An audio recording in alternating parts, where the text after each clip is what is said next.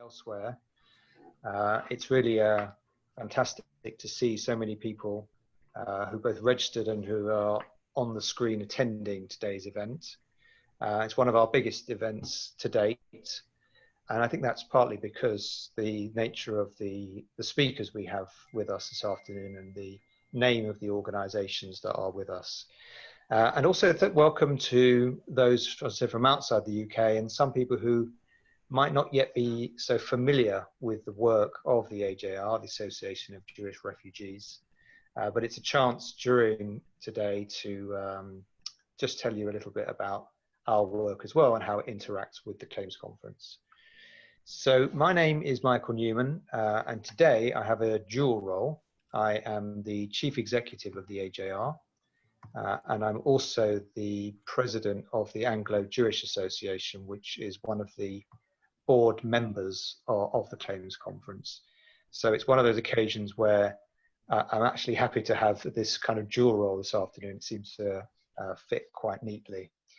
And so professionally, I'm the head of the AJR, which is the lead agency of the UK Umbrella Group, which is an ad hoc committee which in the UK receives and then disperses a grant we receive from the Claims Conference. And we'll talk about more of the work, obviously the direct work of the Claims Conference this afternoon. And I'm also a trustee of the AJR as the president, which, as I said, is one of the founding members of the Claims Conference, the AJA. So for the AJR, the grant and the relationship we have with the Claims Conference is probably the biggest and most important of all our commitments and our partnerships. It provides us with funds that we use then to disperse to our members and members of the other agencies within that umbrella group, and who we collectively work closely with, all in the efforts, the aim of supporting Jewish Nazi victims in the UK. And this welfare support is our primary function, and in particular, the awarding of hours of home care. That's obviously one of the programs that we'll hear about today. And to put that into some sort of context, grants we receive are approaching £10 million, and the vast majority of that, around £7.5 million, is in home care.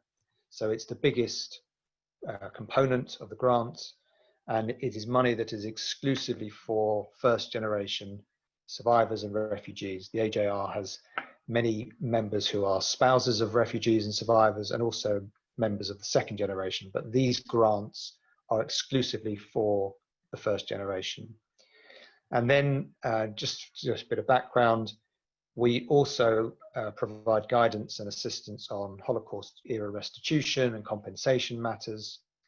Perhaps we've even helped some of you who are watching today, and we campaign for the further recognition of reparations and restitution issues, some of which you'll hear about this afternoon. And I act as an advisor to the UK envoy on post-Holocaust issues, Lord Pickles, who has been our guest at some of our other events during lockdown. So as well as being an information event this afternoon, if perhaps you or someone you know could benefit from the programs you're going to hear about, then please let us know. That's why we're here. That's what we want to do. And that's it's clearly the most important part of our work. The other part of our work is we are the largest national benefactor of Holocaust educational and commemorative projects, and we partner many of the country's leading institutions as they develop programs and resources and projects and curricula. And of course, that's something the Claims Conference does on a much larger scale, but in the UK, that's another big role for us. And just a bit of background, the AJA, the Anglo-Jewish Association I mentioned earlier, it's a charity that will be 150 years young next year, and it has two main roles. Firstly, it provides bursaries to Jewish students to attend higher and further education, and it also acts as a partner for the advancement of human rights, and it's in that capacity that it was a founding member of the Claims Conference, along with some other Anglo organisations. So the format for today is that we are going to hear from a succession of speakers from the Claims Conference, who I'll introduce individually starting in just a moment. And we will also hear a bit later on about the work of the World Jewish Restitution Organization, which obviously has a slightly different remit. And then after that, there will be time for Q&A, which I will moderate. For those who were on a little earlier, we're going to do that via the chat function. And I might call on my colleagues, Deborah and Susan, to help manage that. We have getting on approaching 200 people on the event now, so it's not going to be possible to start fielding questions directly from the floor by unmuting people. We're going to do it through the chat function, and that will also help us keep the audience muted, which was to help avoid the background noise and the interference. Some of you will have seen that the AJR was part of the 48-hour walkout of Twitter earlier this week in protest at the social media platform silence over the anti-Semitic comments made by the rapper Heilig. Well, we've made our point, but we're now back on. And if you want to message or comment, leave a comment there, we'll try and field from there as well as we go through the event this afternoon. Or if you just want to generally say nice things about the AJR, that's fine as well. Very happy to hear that. So I think that covers the main thing. We are recording the event, as I said earlier. So if you don't want to be seen, then you can just turn your camera off. And just to clarify and debust a myth, by having your profile muted does not mean you won't be able to hear. It just means you won't be able to speak. So having said all that, welcome everybody and welcome to our speakers this afternoon. It's a great pleasure to welcome colleagues, long-standing colleagues of both of mine and of the AJR and the AJA. And first of all, it's my great pleasure to introduce the new president of the Claims Conference, Gideon Taylor, somebody who I worked with many years ago when he was the executive vice president, I think I've got the title correct, of the Claims Conference, and in the interim is now I'll get the title wrong, lay leader chair of the World Jewish Restitution Organization. So Gideon, welcome, congratulations on your election. At this point, I should also pay tribute to your predecessor, Julie Berman, who, as I learned on the recent Claims Conference board meeting, was involved with the organization for a mere 40 years. So you have a hard act to follow in many respects, but here's to your appointment, and please do let us know your thoughts on becoming president and plans for the organization. Thank you very much. Oh, you need to start by unmuting yourself. Great. Can you hear me okay? Indeed. Great. Terrific. Well, thank you so much. It's really a great honor. I feel kind of partly at home because, as some of you may know, I grew up in Dublin and I spent some time living in England, and a lot of my family is in England, and have a long relationship with AJR, with Michael. Particularly pleased that joining today, I should acknowledge first and foremost my parents, who've been engaged and involved with AJR, been to AJR events, in-person events, and hopefully we'll get a chance to go back to them too. Some of you may have known, particularly I see the generation that's here, may have known my grandfather, my mother's father, Lord Sammy Fisher, who was president of the Board of Deputies and involved in Jewish life. So I feel I'm among old friends and people who know at least of my family. And also my mother wrote a book about the Kindertransport, a children's novel, and in that consulted with and spoke with many people from AJR. So AJR is very much part of our family DNA, and we feel very much at home here. So thank you for that introduction, and Michael for having had a chance to work with you for so many years. You've really played a leadership role at AJR and in so many of the other groups and the works we do. There's, in this strange world we have of Zoom, there are so many people here, and I can't look out and scan the whole room, or at least not quickly enough, but I see a few faces there. First and foremost, I want to acknowledge Julie Berman. My predecessor was president of the Claims Conference. Julie, it's great that you're here and joining, and thank you, as always, for everything you've done, for your advice and wise counsel that I and all of us will be relying on in the future. I see just a few Holocaust survivors I know, and many apologies if I miss anyone. Yeah, I see Roman Kent and Ben Helfgott, Lily Haber. I think I see Max Arpels there. I think what is most important for the Claims Conference and for me personally is just the inspirational leadership that Holocaust survivors give. That Holocaust survivors, in some ways, less importantly, are benefit from the work we do and receive help and important help.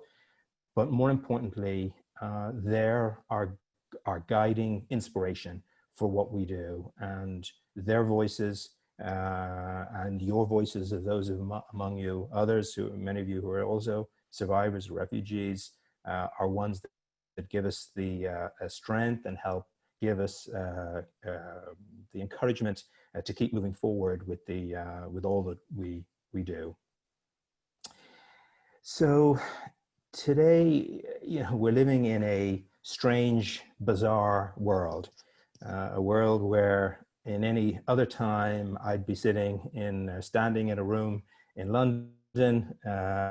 You would be gathered in person, and we faced instead with this new challenge. And I think even as I reflected on the name of the Claims Conference, the Claims Conference was called the Conference on Jewish Material Claims. By definition, it was to bring together groups, bring together people to sit in a room, to discuss, to plan, to take on the huge challenge, the huge issue that was faced of reparations.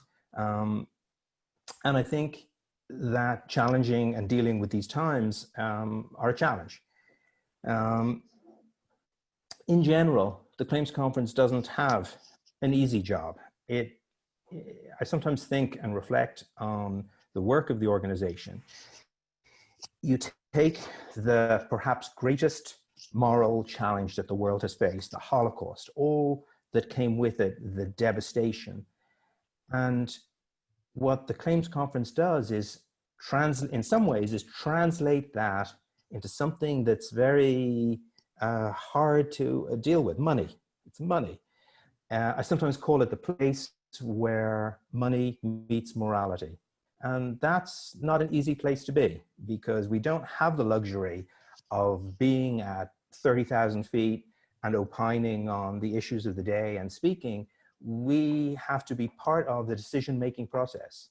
We have to fight to get the resources from Germany, and not in general terms, but in very specific terms for this category of people, for that category of people, to bring in people.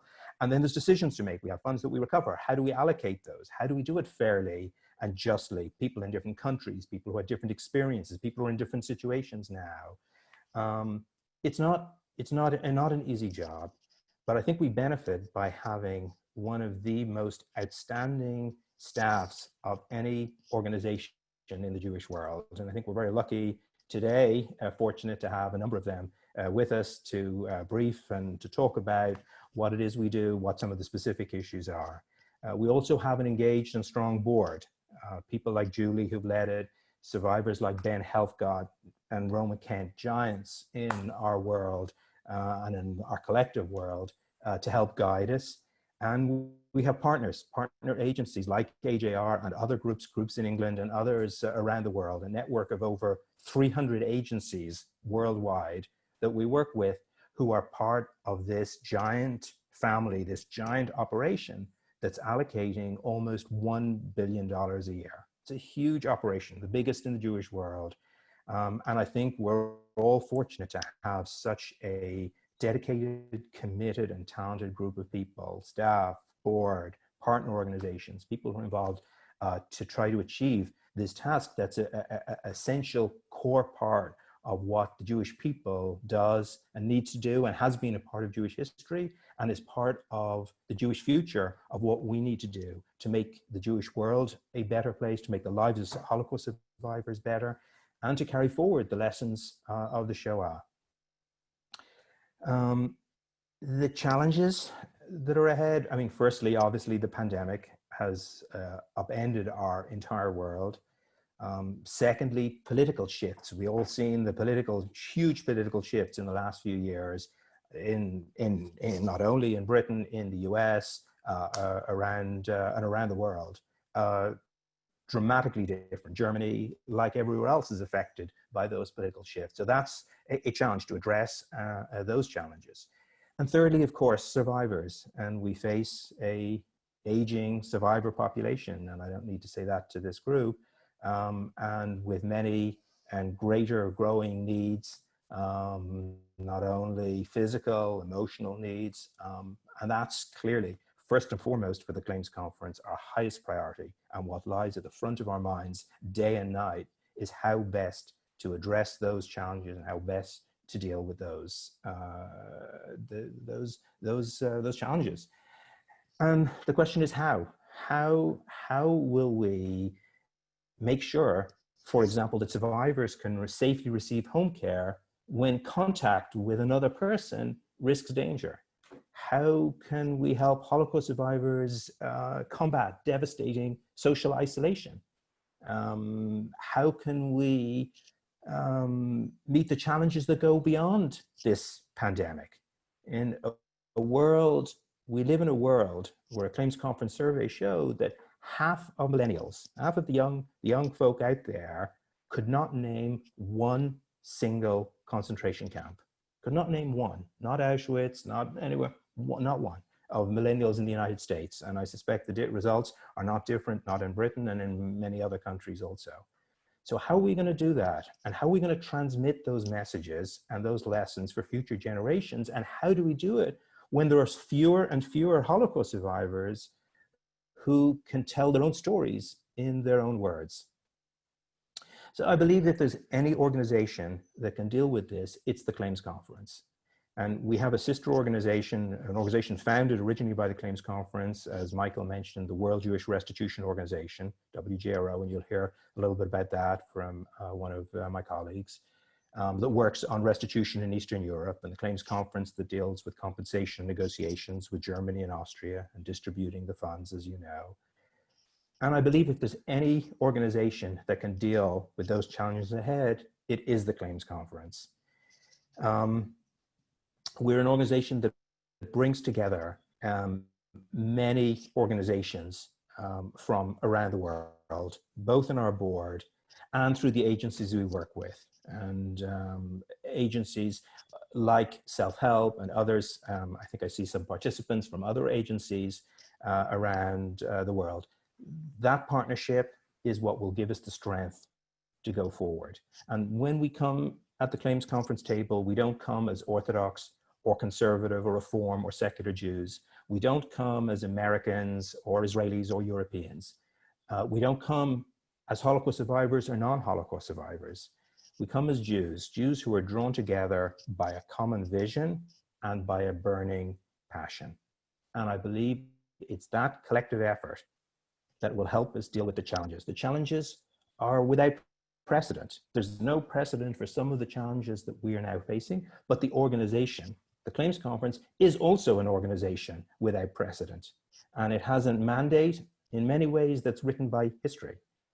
And I believe that together we'll overcome those challenges. So I thank you for the opportunity to talk to you. I thank you for your support and engagement in the work we do, both in securing funds, in getting our messages out, and in helping Holocaust survivors. And I wish everyone good health, stay safe and stay healthy, and I look forward to continuing these discussions and these dialogues. Thank you, Michael. Great. Thank you very much, Gideon. That was very, very helpful as a run through an introduction, and let us all reciprocate your wishes by also saying the best of luck to you in your new role as president, leading the effort.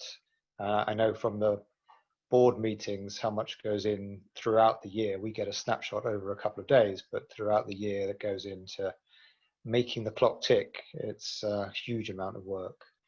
And also, if there were things that Gideon mentioned there that you wanted to pick up on, then just a reminder, you can send a message through the Zoom group chat, as some of you have been doing. There are already a couple of comments there, and I've already also had an email from somebody who's on with a longer question that I'll try to summarize a bit later on as we go through the event. But if you wanted to raise a point, raise a question, then that's the place to do so.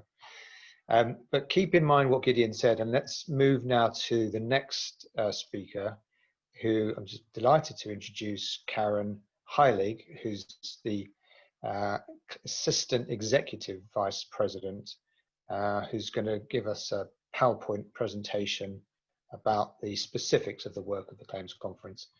I now hand over to, if you can unmute yourself. Let's see if this works. Hello, yes.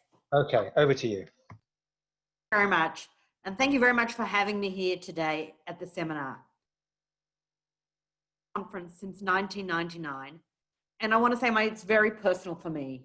My parents both fled the Nazi regime. My mother was born in Berlin and went to Australia, hence the accent. My father fled from the Czech Republic. Since I came to the Claims Conference more than 20 years ago, I've been really truly privileged to work on negotiations, mainly negotiations with Germany, but also with Austria. And speaking German has helped a lot with that. And I must say, it's not been a job, but it's been a mission from the heart. It's more than a job. And I've really been fortunate to be what I think is a really historic endeavor. And very early on, I learned from Saul Kagan that we really have to understand what came before us to be able to be successful in our work, and understand the work of the talented and committed leaders who had a real vision to establish the mission of the Claims Conference. So I'd like to give you a very brief history of what's happened in the last sort of 70 years. And thanks. And basically what has happened has really been for the Claims Conference. And there's 4 phases. I think next slide.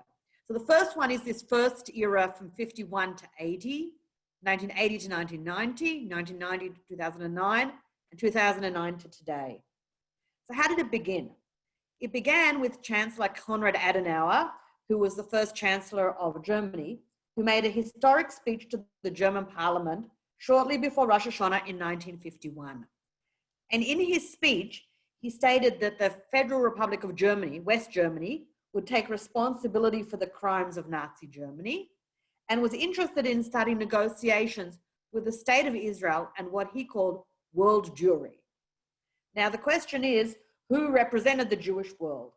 So at the time, Nachum Goldman, who was a Jewish statesman and leader of the World Jewish Congress, a Jewish agency, brought together the major Jewish organizations of the time in New York, met in the Waldorf Astoria.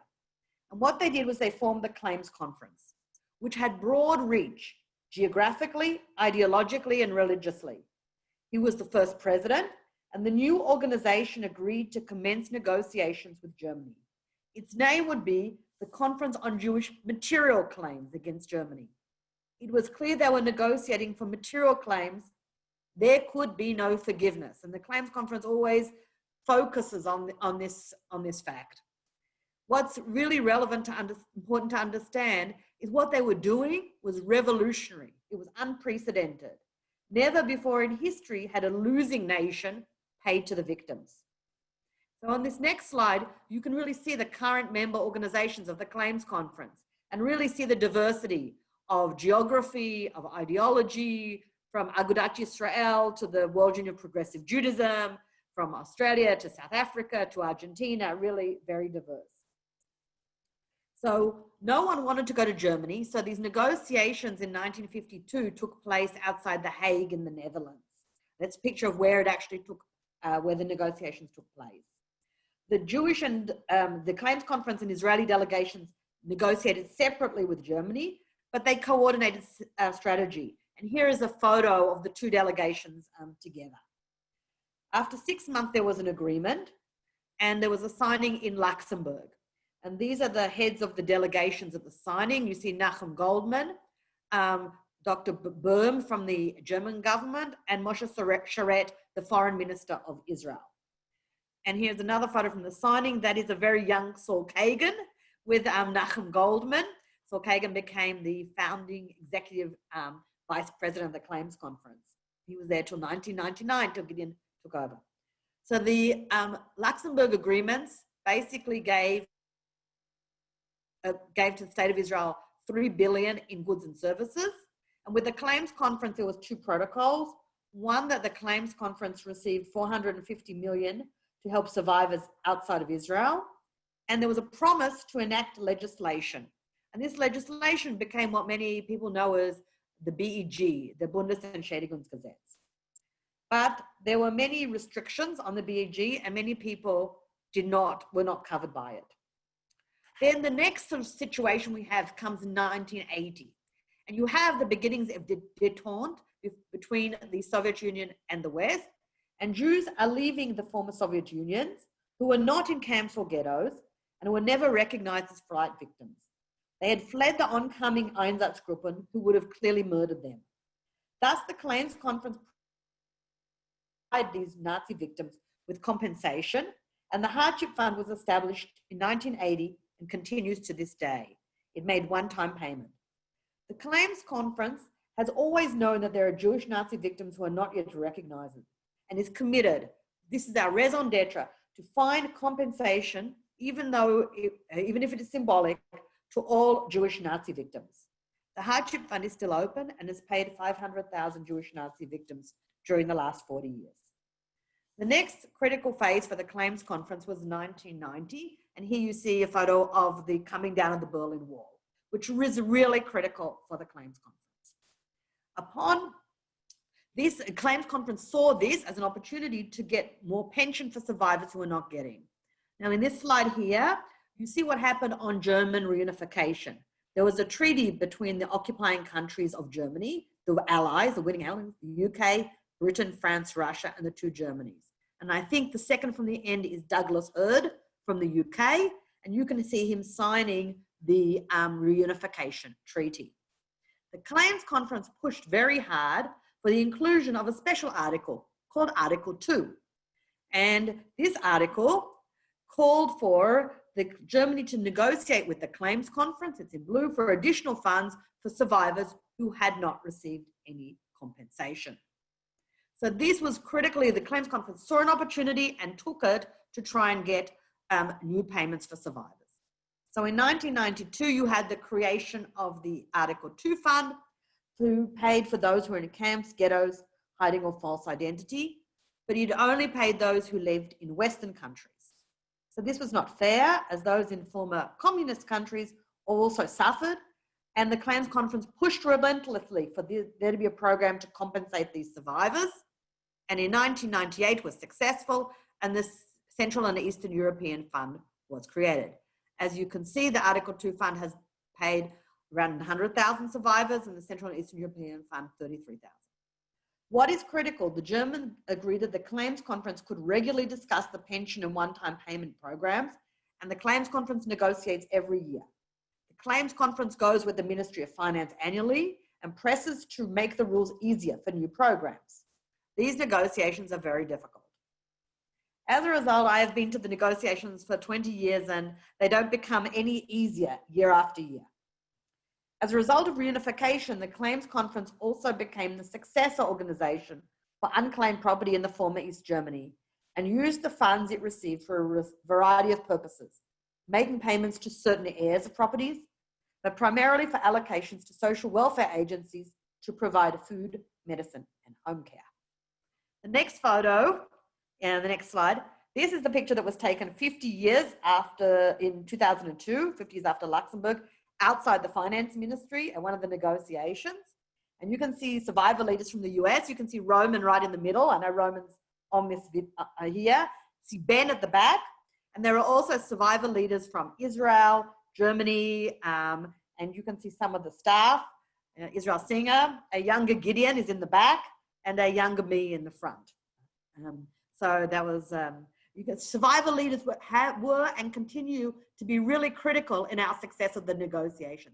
Nothing makes the point more than a survivor saying, this is not right, this has to be changed. Okay.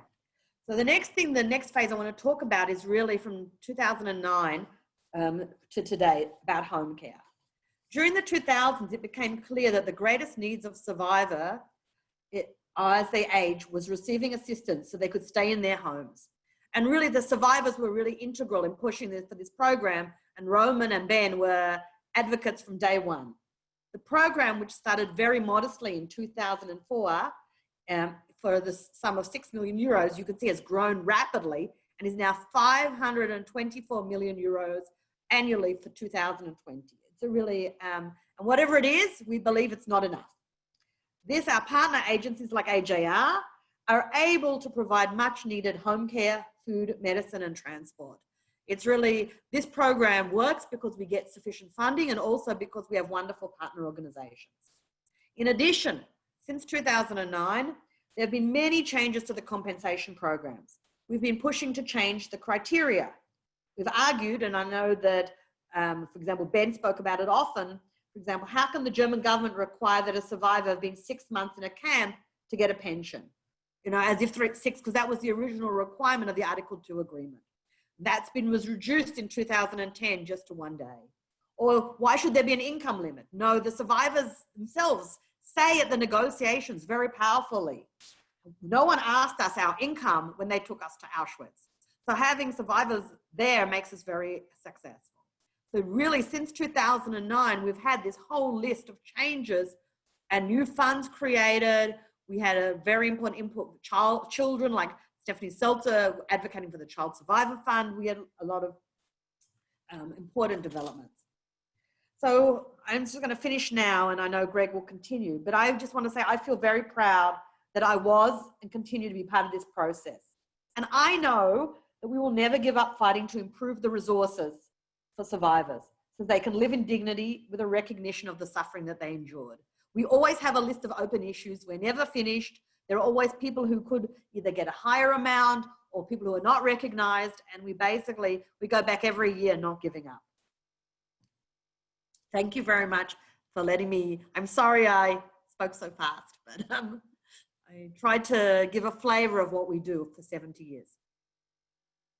And you did, and you succeeded. And thank you very much.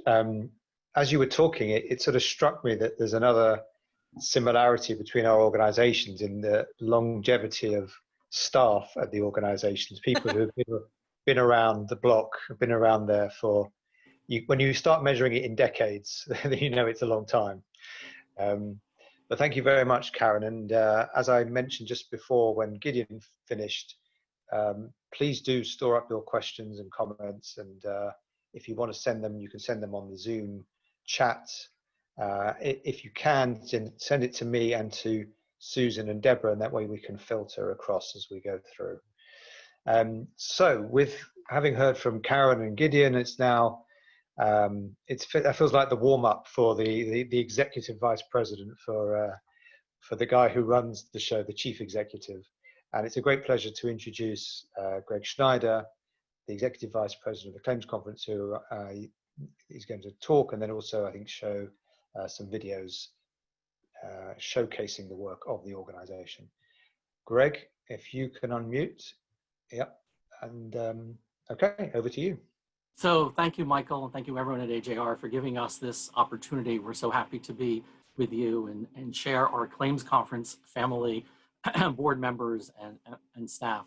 I was asked to participate for 2 reasons. Number one, I think someone wanted an American finally, because we seem to have a lot of non-Americans participating. And number 2, to fill up the next 5 hours, because that's the amount of material that we have that we want to share with you. But I think I have about 3 minutes. I'm going to try and make up some time because we're running a little bit behind. You've already heard from 2 people, so I'm the 3rd person. It's a lot of people talking about you. We created, because people often ask us, summarize the Claims Conference. What is the work of the Claims Conference? So we created a video which we really tried to capture what we do and how we do it, sort of the soul of the Claims Conference. It's about 2.5 minutes. So we're going to play that video, and then there are just 1 or 2 points that I want to highlight afterwards. So Lena, if you could share our video.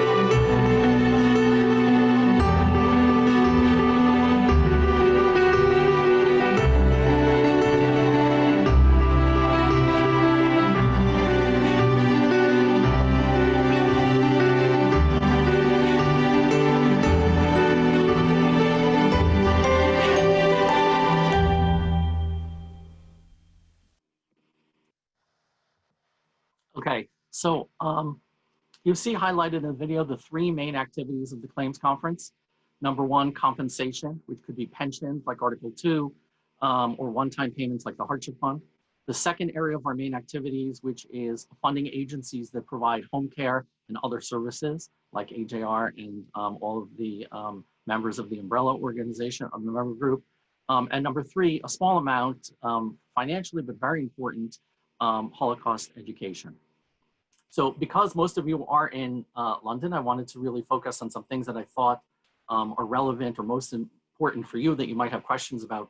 Number one, in November of 2018, which was the 80th anniversary of the Kinder Transport, we were able to announce a Kinder Transport program, funding for Kinder Transport, a one-time payment of 2,500 euros. We received about 1,500 applications worldwide.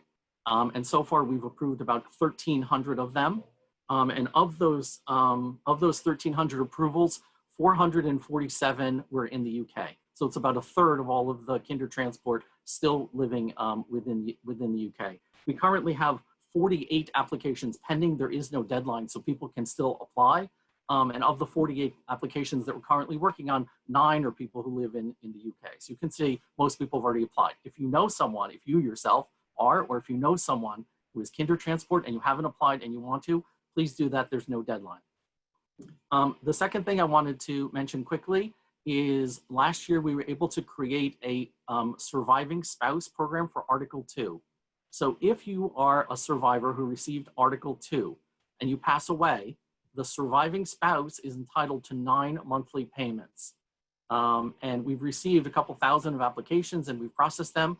But again, there are no deadlines for our programs. So if you are a spouse to a deceased Article 2 recipient, or if you know someone, then please come forward. For all of the programs, because I know it's just a lot of information that we're talking about, after this Zoom at any time, you can email us at info, I-N-F-O, @claimscon.org. And it might be specifically, a question you have specifically about your situation. And it might be a question just in general about the history. Whatever it is, you can email us, or certainly through AJR, we'll probably be able to help you, or they'll pass the question on to us. The final thing that I want to talk about is a campaign that we actually launched today that I think Michael alluded to at the beginning, which is about Facebook. There are incredible, disgusting material on the internet that denies the Holocaust. And it really suggests that Jews have made up the Holocaust in an effort to gain something, money through compensation from Germany, or political advantage, for the state of Israel or something, but it's so insidious, it's incredibly disgusting. And so what we are trying to do as we talk to survivors is bring this issue to Facebook and to get them to say, we'll take it down. So we've met with them a couple of times and they've refused. And what's come out of it is incredible frustration from survivors that effectively Holocaust denial says to survivors, you're liars. You're not bearing witness. You're lying. It didn't happen. And so we're launching a campaign today where every day, one survivor will share their story that we're going to post on Facebook. We did the first one today. And what we want to do is have people share the stories as much as possible. So we have another short video, which is a compilation of a couple different people's videos, but it's really part of a larger campaign that we're really imploring you and everyone you know, and AJR, and all the Jewish organization, any organization, to help share on Facebook.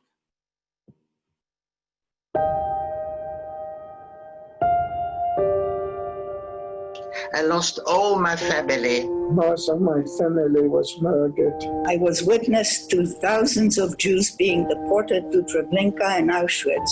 And I was there when the Nazis took over our home and beat my father almost to death. There was only one time when I was with another child during the war. And later on, that little boy was killed in front of me. None of my classmates nor my friends survived the war. I'm a Holocaust survivor who survived Auschwitz, Sachsenhausen, and Mauthausen. When people post that the Holocaust did not happen, they are saying that my father, sister, and 60 people of my family were not murdered by the Nazis. People who say that the Holocaust did not happen are actually calling me a liar. My fellow survivors and I are not liars. We are witnesses. Mark Zuckerberg Remove the Holocaust deniers from Facebook. No, there is no denying it. The Holocaust was real.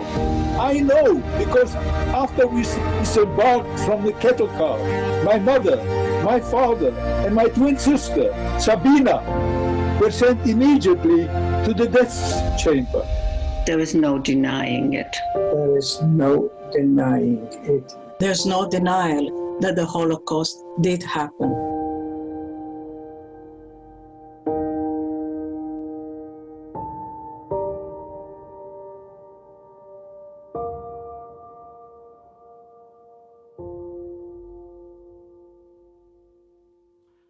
So the entire campaign is inspired and driven by Holocaust survivors. If you are a survivor and you want to join the campaign, please let us know. Again, you can email us, info@flamescon.org.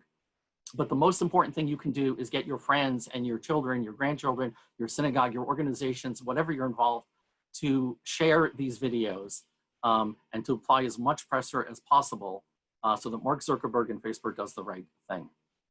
There's so much more that we could talk about, but I have to end it here. I want to thank you for listening and for allowing all of us to come to you.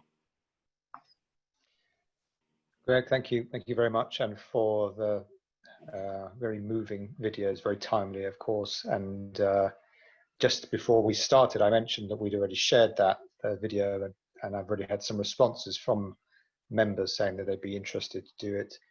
But of course, please share it onwards, as Greg said, as you mentioned there.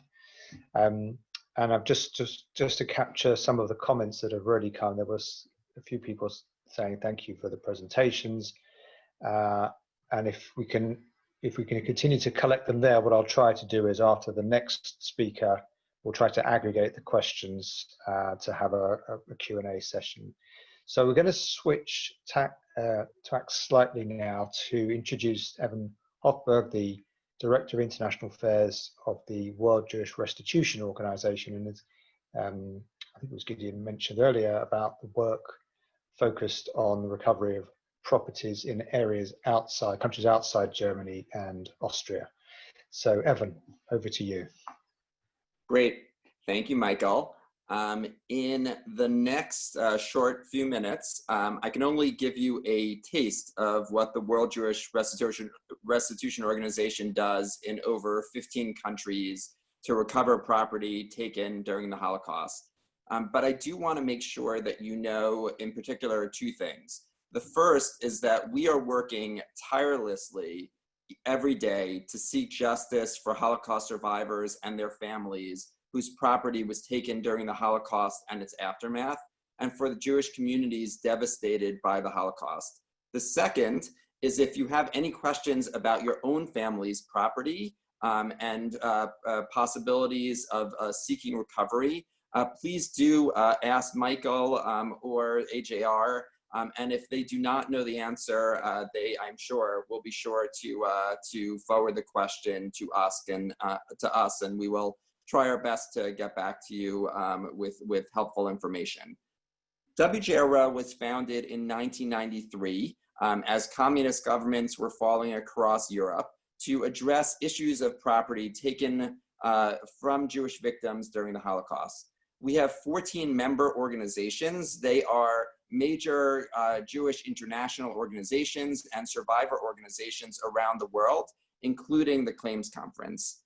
In the UK, we work very closely with the Association of Jewish Refugees, as well as the Board of Deputies. In the Holocaust, Jews and Jewish communities were robbed of their every possession. As Ambassador Stuart Eisenstadt, who you saw in a few pictures along the way so far today, has said, the Holocaust was not only the greatest genocide in world history, but also the greatest theft in history of a people's entire possessions and cultural and religious heritage. WJRO negotiates with countries for the return of property. At its base, though, we are not just talking about the objects. We're working for an acknowledgement of history. Behind every property, there is a story of a family that lived in a house or built a business and had it all taken away. Here is one story from Leah Evron.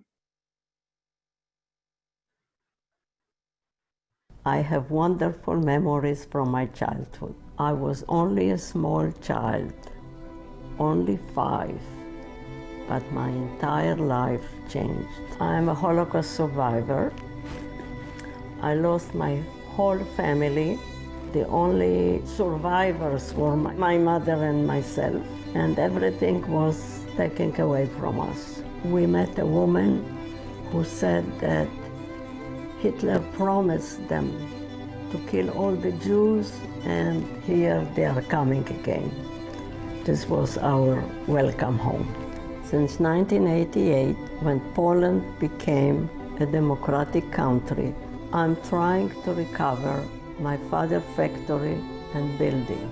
I have numerous promises from Polish presidents. Until today, the property was not returned. I will never give up.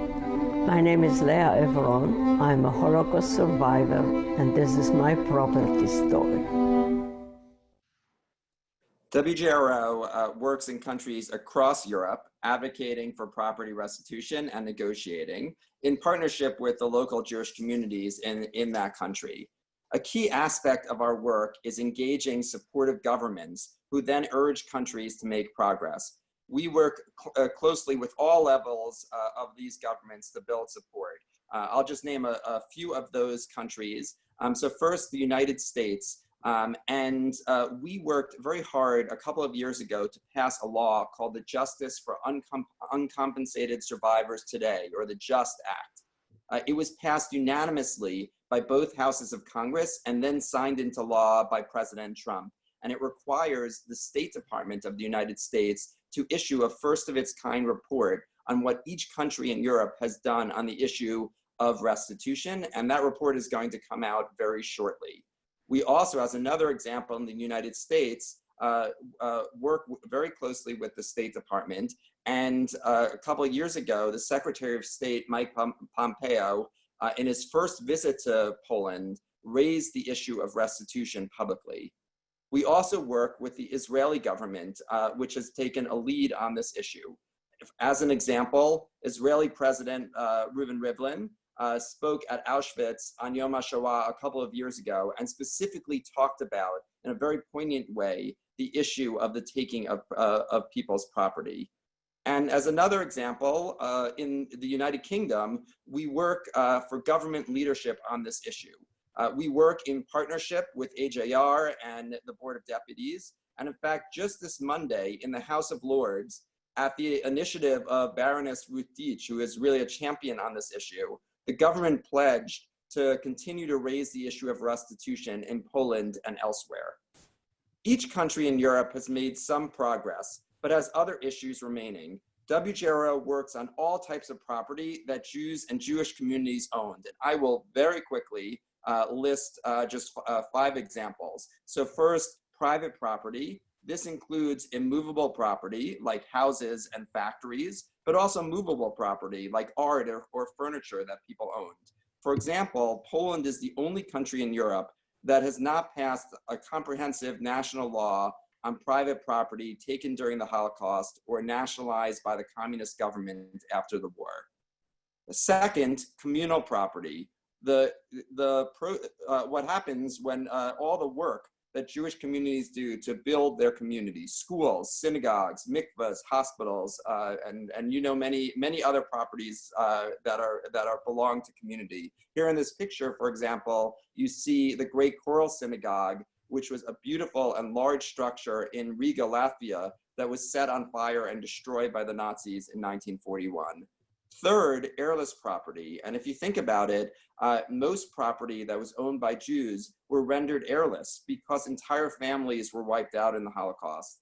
And the idea is that their property should go to help Holocaust survivors and for other purposes like Holocaust education. Fourth, we've recently been working to urge railroads to provide some acknowledgement for their complicity in the deportation of Jews. Now, even 75 years later, companies like the Dutch National Railways should be held accountable. And finally, we encourage countries to provide pensions to Holocaust survivors from that country wherever they now live. And examples of countries that do that are the Czech Republic and Poland and other countries as well. And finally, I just encourage all of you to share your own stories if you are a Holocaust survivor, or your family stories like Leah did. These stories help us make the moral case for countries to act. And if I could say personally, they also inspire me and all of my colleagues every day to continue to work to seek justice. Thanks, Michael. Great. Thank you very much, Evan. It's very difficult, I know, to summarize the work into such a short presentation, but I think it gives people a snapshot of the magnitude of the issues that you're grappling with. And it's worth adding some of the successes in recent years in particular countries, particularly in Central and Eastern Europe, that will be of interest. In fact, just while we were chatting, while we were listening, one of the questions on the chat was asking about what's happening in other countries, for example, in the Netherlands, which I know is outside the scope of this conversation, but it gives you a flavour of the level of interest that's out there amongst the audience. One question, and I want to turn quickly to the question answer session, because as ever with these events, time marches and is against us, and maybe that we can stay on a little longer, because there are some interesting questions that have come up, including I think it's partly a statement, but also a question about the availability of support for the second generation, because obviously there are some survivors who were unable to, because of the trauma, unable to deal with their situation, with their past, and the children grew up in an environment where the impact of the trauma has been, they have felt that as well. And I wonder whether that has ever been, I don't know who this is for, maybe this is one for Greg, I guess, as to whether the role of acknowledging the impact on the second generation and the descendants has ever come across the work of the Claims Conference. You might need to unmute. Or Gideon. Greg, you want to take a shot at it? Sure. The issue has definitely come up in our internal discussions. And there's no question that there are issues that have been transmitted to the second generation. Right now, I think overwhelmingly people feel that the needs of survivors, people who actually endured either persecution under the Nazis or fled from the Nazis, that the needs are so great that we really have to focus on the needs of survivors right now. But that doesn't mean that it's not part of the internal discussion. The only one time that we've discussed with the German government about second generation is there were some people who endured medical experiments, and it particularly had to do with reproductive organs. And even though it was unlikely that they would be able to have children, in fact, they did. It's a very small number of people, but for those people, the children were born with severe issues. And so we've been talking about, for a very small number of people, for children of people, disabled children of people who endured medical experiments, if there could be some aid in caring for them, because the survivors, the person who was experimented on is now in their 80s, let's say, or 90s, and so the adult child is could be in their 60s, 70s themselves. But generally, the answer is it's something that comes up often in discussions about should we do this and how would we approach the German government. But so far, the needs of survivors have been the focus. I just add to that, and a position that my predecessor and Greg's predecessor, Sol Kagan, took successfully with the German government was to make sure that we included everyone who is born and even people who are still in utero at the time of occupation are included. So it certainly was pushed by our predecessors and continued in other programs to the very limits of people, because of, we felt and argued successfully that the effects are certainly felt. So it certainly to that extent has been pushed, which is why there are many child survivors and the child survivors funds, and that's affected, I'm sure, people even on this call and others. Yeah, I think it's just interesting now at a point where demographically we're receiving a lot of new members, a lot of people joining now who are of the second generation as they come to this subject for the first time. And as was described in this question, it's the ripple effect of the Holocaust, the legacy of the Holocaust being felt at this point, 75 years after the event. And some people who've then grown up and lived for many years, for decades, with this trauma, and now their parents perhaps passed away, and they're impacted, they're affected by the legacy of the Holocaust. Whether that translates as to material compensation from the German government, or whether it's recognition, or whether it's just as some kind of support for them practically, some kind of social welfare support. Do you see it featuring in the negotiations as a subject in the foreseeable future?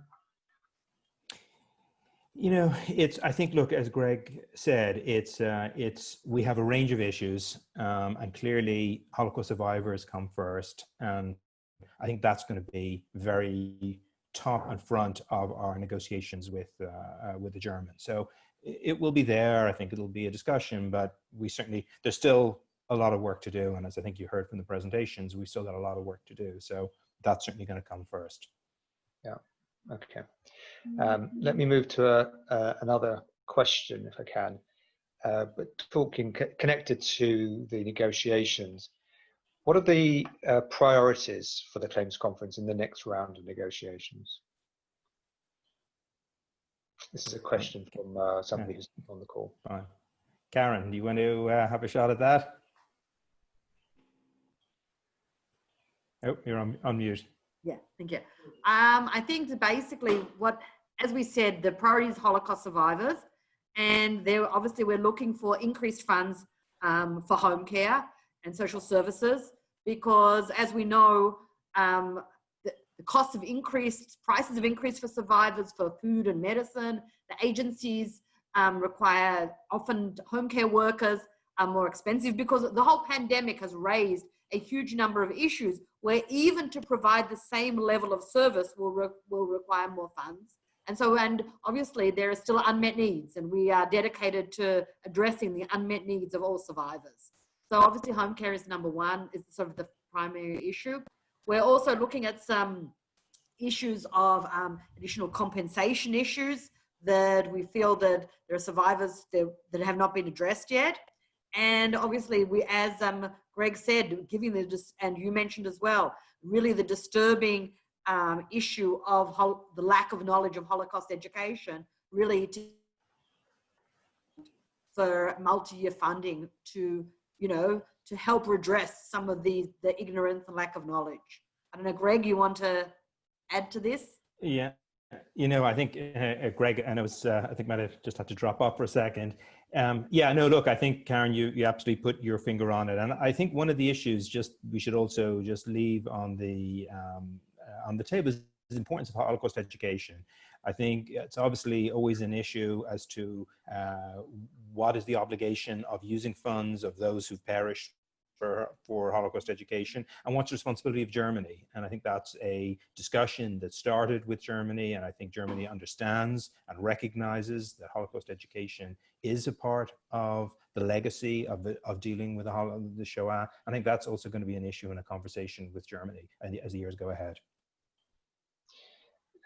You touched earlier on when you talked about the rounds of reparations, Karen, the different milestones, the Article 2 and the hardship fund.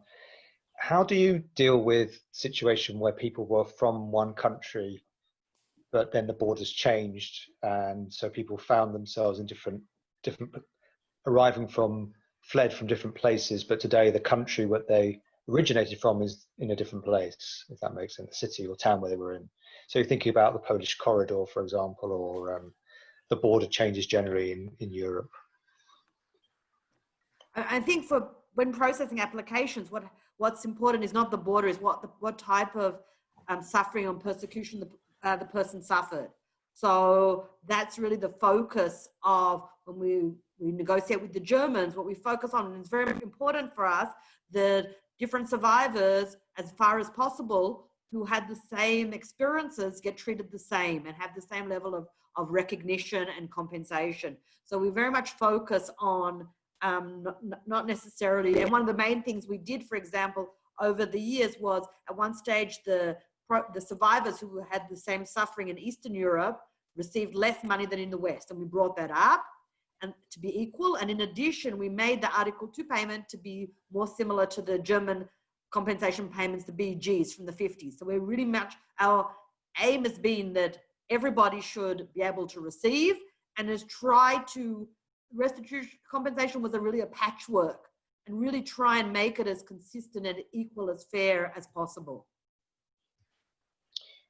Can we just switch slightly to I know we're talking about the Conference on Jewish Material Claims, but another aspect of the work that we deal with a lot is the psychological impact of the trauma on survivors.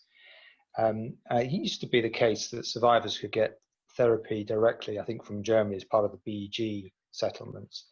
Is that still the case, or is that a separate area of negotiation, do you think, in the future with the German government, because obviously survivors are still suffering with the traumas that they've experienced? Karen, do you want to take that? Okay, so there was two aspects of that. First of all, through its allocations programs of its social welfare organizations such as Amcha and other organizations, welfare organizations that help survivors with different psychological aspects. That's number one.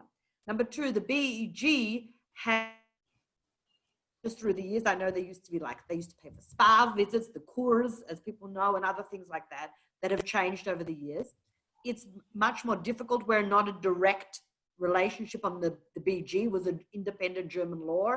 It's harder to us, but again, we try and bring our weight and the views of survivors as much as we can to the German government vis-a-vis the BG, but that's a little bit more difficult. The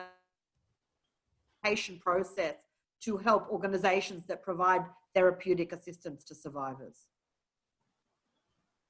So you cut out just in the middle bit there. So you're saying it's for the organizations that work directly? Through the Claims Conference Social Welfare Funding, we have provided support to entities that provide psychological help to survivors. For example, Amcha is one example. Okay. And Michael, if I could just jump in, I just happened to notice on the screen there, I think Lord Pickles, I saw, is joined us at some point, and just wanted to really just take this opportunity to really acknowledge his tremendous engagement and involvement in all aspects of our work. Obviously, you know him very well in the UK, but he's been a partner on all the international issues and a leader on it. So thank you, Eric. It's great that you were able to join us. Thank you. You beat me to it, because I was just going to say was a comment from Lord Pickles to say that just, I suppose, pointing out that the Just Act will be published this evening, 8 o'clock. Correct.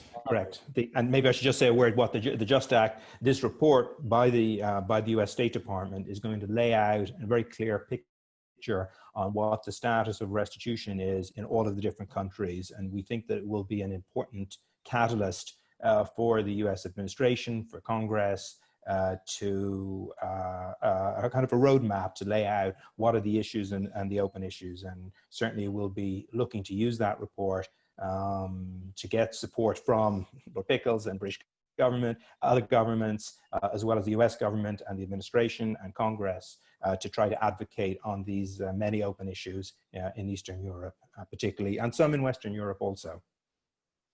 Okay. There's a question that connected with something else that somebody else has mentioned here, which is something that I raised last week with you when we were having a chat as board members, Gideon, which is about, again, the future needs of survivors, because, of course, the home care funds that are available support people in their own homes. The idea is to maintain dignity and security in their own homes. But when they move into residential care, funds that are provided are stopped. And so, again, is there a future aim to think about supporting survivors in residential care settings or nursing home settings in the future? Look, I think, look, everything is always on the table. All different ways of helping Holocaust survivors, how to best provide those services, who needs it the most, and in what way to prioritize, and also obviously what we can secure from Germany and so on. So, look, every way that we can look at to help Holocaust survivors is on the table. Obviously, specifically, we don't know exactly how that will go. And we're living in a very changed world, as Karen put her finger on it, in terms of the, the pandemic is raising challenges for even the existing program. So all of it's on the table, and I think we'll continue to struggle and to fight to maximize the best way, whether that will ultimately be a category that's included or not, or can be, I don't know, just too hard to tell yet, but it's certainly all of it's certainly on our agenda. Yeah. Can I just switch now to asking a question about restitution in Poland and the impact of the recent presidential election there? It was quite a closely narrow-run thing in the end, but the incumbent won. Perhaps with some background of some kind of anti-Semitic comments thrown in as well about the opposition would be the ones that would cave in and give restitution to Jewish people or survivors and their families. Does that make the possibility? How does restitution in Poland sit now as a possibility post that election? It's, Poland has been a challenging country to deal with for the restitution issues, no question about it. Unlike most of the countries in Eastern Europe, which have provided some form of compensation, often inadequate, limited, but some form of addressing this issue, Poland has not. And I think it's for a variety of reasons. I mean, partly the stakes are much higher financially for Poland because so many Jews lived in Poland and had property in Poland. And politically, the atmosphere in Poland is different to some of the other countries. It's hard to know how it will play out. Obviously, in elections, people say things get said, sometimes they're meant, sometimes they're not meant. My father, who's here, was a former government minister in Ireland, so I learned lots from of how elections, politics work, had that growing up. So we'll see what was said in the heat of the election. Is one thing. We will be coming back to the Polish government now that the election is over, and we will be bringing this issue back again, and we will not give up with it. It's been a long struggle, no question about it, the hardest struggle. I think the US government certainly supports us. There's a wide breadth of support in the United States government and British governments. Just yesterday in the House of Lords, we're very fortunate that Baroness Ruth Deitch, who's been a wonderful campaigner and activist on these issues, really a wonderful leader, raised the issue. Lord Ahmad spoke on behalf of the government and gave a very powerful statement of support addressing the Polish issue. Other governments, also Canada and other places, and obviously Lord Pickles has spoken about it on a number of occasions. We're hoping that this growing support will ultimately lead to a conclusion, and we will say certainly it's a challenge, but there's, I think, growing international support, and we hope the Just Act is going to give this report from the State Department, U.S. State Department, will give momentum to this campaign. Yeah. And we should just acknowledge that Baroness Deitch has also just joined, joined us on the call as well. Okay, so good. Then glad she's there, and thank you, Baroness Deitch, really for everything. You've just been really an inspirational figure for us, and thank you for really the strength of the strength and passion that you have brought to this issue for so many years. So thank you. No problem. I'm very conscious of time, and I've kept people a bit longer than we wanted to. And of course, while we're coming to the end of our day here, you're still in the middle of yours on the other side of the water. But there's one last question that's just come in as well. And that's really, I suppose, just to acknowledge the work that's been done during COVID particularly. So we, the AGR, benefited from, I think I get the titles correct, the COVID Emergency Fund that the Claims Conference with other foundations has cobbled together. Do you want to just say a quick word about that and the impact of that? Because I think it's important for members here to know that that work has continued, specifically in response to the crisis.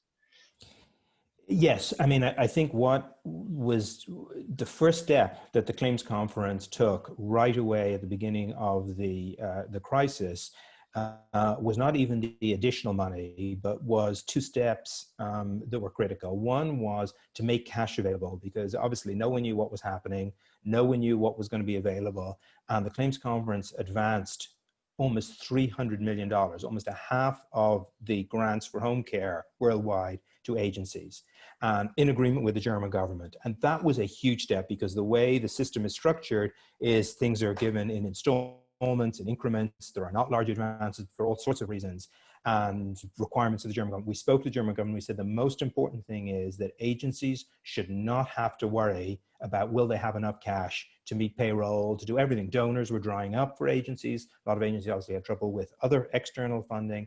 That was number one. And number two, that we also went to the German government with, was to say, we need to relax the rules, because certain things that we negotiated, we agreed to, but some things can't be done. Social gatherings can't be done, but other things are needed, PPE and so on.